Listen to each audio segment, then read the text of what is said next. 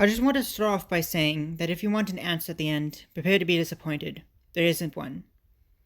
I was an intern at Nickelodeon Studios for a year in 2005 for my degree in animation.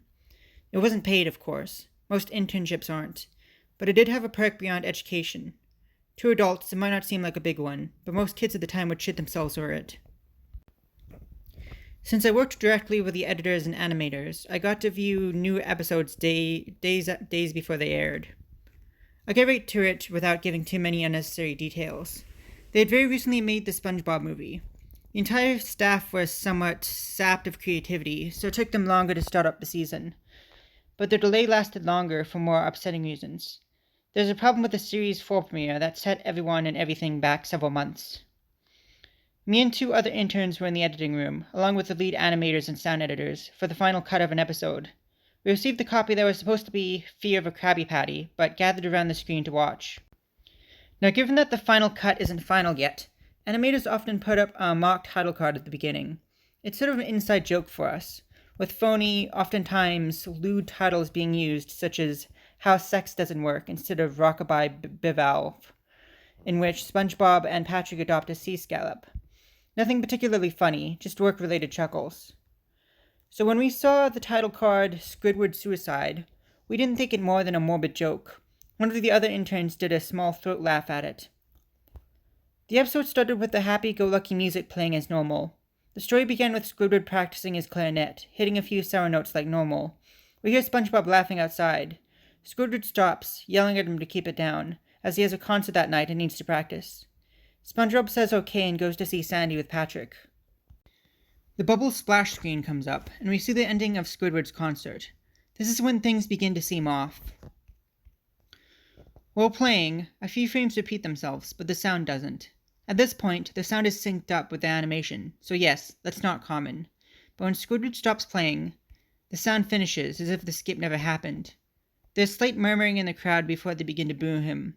Not normal cartoon booing that is common in the show, mind you. You could very clearly hear malice in it. Squidward's in full frame and looks visibly afraid. The shot goes to the crowd, with SpongeBob in center frame. He too is booing, which is very much unlike him. That isn't the oddest thing, though. What's odd is that everyone has hyper-realistic eyes, all very detailed. Clearly not shots of real people's eyes, but something a bit more real than CGI. The pupils were red. Some of us looked at each other, obviously confused, but since we weren't the writers, we didn't question its appeal to children yet.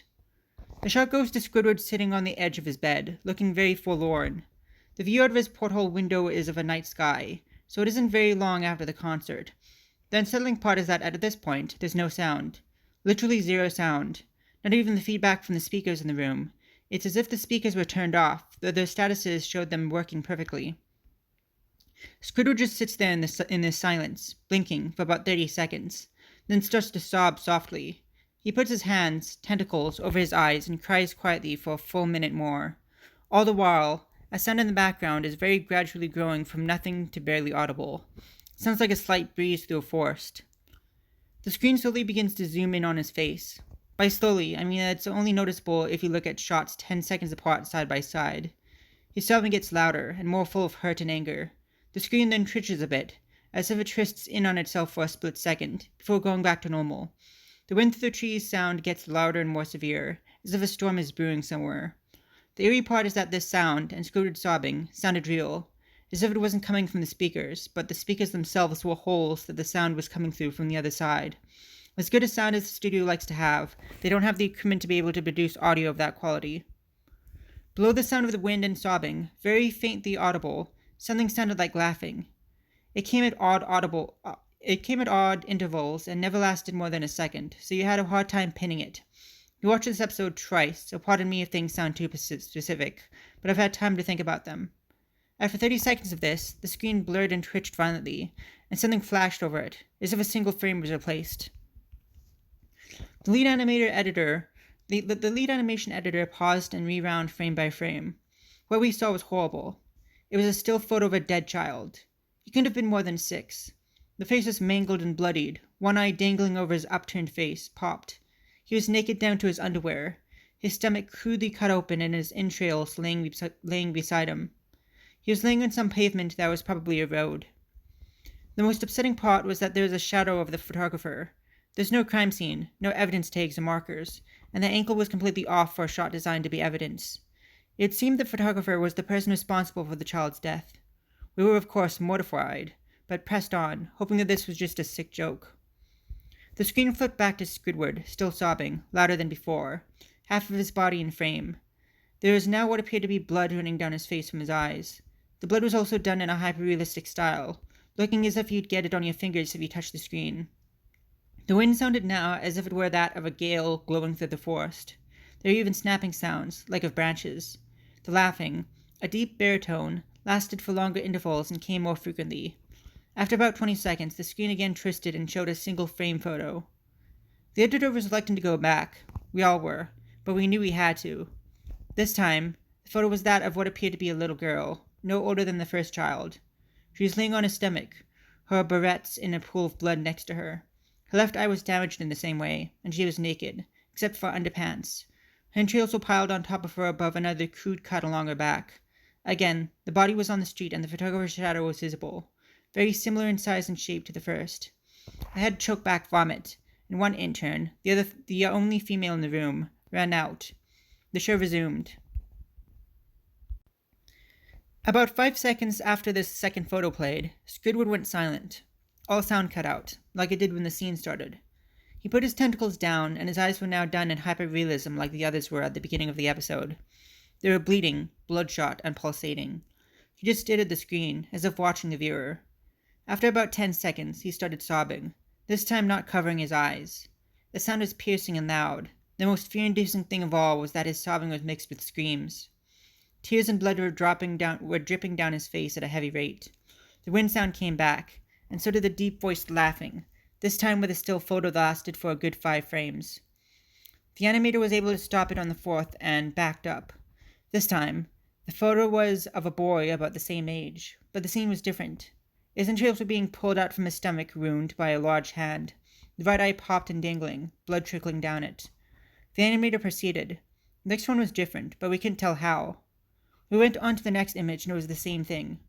He went back to the first and played them quicker, and I lost it. I vomited on the floor, the animation and sound editors gasping at the screen. The 5 frames were not 5 different photos. They were frames from a video.